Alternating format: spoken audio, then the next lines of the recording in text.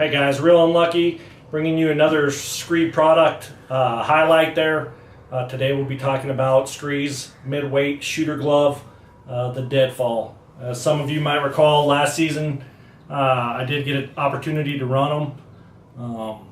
If you want to go back to Rockslide and check that thread out, I put my thoughts and opinions about the 2017 glove there. For 2018, SKRE has made some improvements to the Deadfall glove, and we'll be highlighting them here on the video. So, getting straight into it there, here they are, 2018 Deadfalls Summit pattern there. I really love this pattern. The first thing that really I want to talk about for this glove is the outer shell fabric.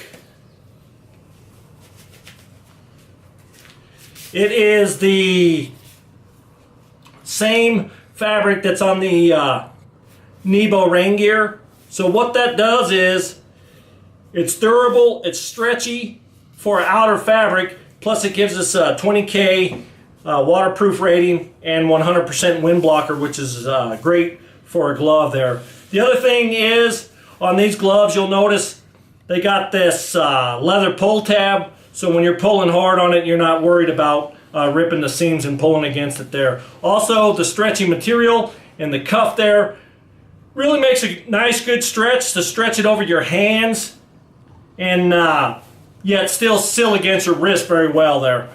Last season I ran the extra large glove. I had a heck of a time trying to put it on and off when the glove was wet or my hand was wet. This year SKRE brought out a 2X extra large glove, but I just really enjoy the way that these extra large fit my fingers. So I went with that, even though it's a little harder to get on and off there.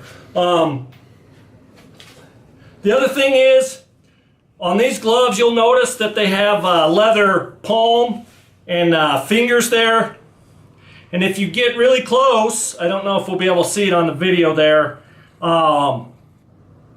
they have this grip traction basically embedded into the leather to help us really hold on to something. And we'll get into it here. Just give you a couple examples. We got the Glock, pretty easy to load a bullet up with. You know, your knife, if you need to wear it out with gloves, typically you don't. If you want to run the action on your Glock, very simple. Also, the other thing I wanted to point out with the Glock there is just how much finger to glove ratio there is in the trigger guard there. There's a very thin glove. If you wanted to shoot it with the glove on, you could. Also, I have this Remington 700 run to action, but also the same. I just kind of wanted to highlight the trigger finger with the glove fits easily in there. Plenty of room with the trigger there, so you don't have to worry about it. I personally take my gloves off when I shoot, but I know some people that don't. The other thing that I wanted to hit on is just the inner insulation layer itself. This is micro fleece, so it's a real thin layer, but it's really actually a pretty warm glove. Now, last season I wore this glove early archery season in a draw tag in Utah in the mornings glassing, and when I wore it out in the rain a couple times, we had some real bad storms, but all the way up into four season Colorado tag. As many of you know, four season in Colorado was pretty warm the first couple days and then really turned off cold. Now if it gets to the extreme cold, really later in November, December, January, that kind of thing, you are going to have to upgrade to a glove that has a lot more insulation there. I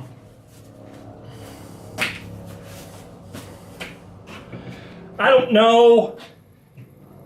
I guess, my biggest thing that I really love about these gloves is just how well they fit my hand, how they allow me to, when I'm wearing gloves, still do all the stuff I need to do, run my weapon system, focus my binos, that sort of thing. They don't feel super bulky.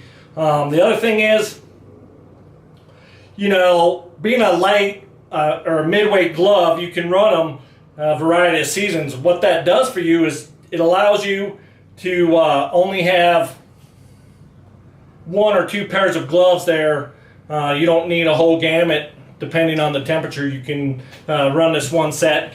And the final thing that I really love about the SKRE gear is pretty much like all their gear, it's reasonably priced. I mean, if you take these features of these gloves and look at some of the other gloves on the market, some of the bigger names, the price point really sticks out for us there. So as I continue to run the gloves through 2018 season, I'll be reporting back, letting you know how they held up, what I thought of them at the end of the season. So until then, I appreciate you guys.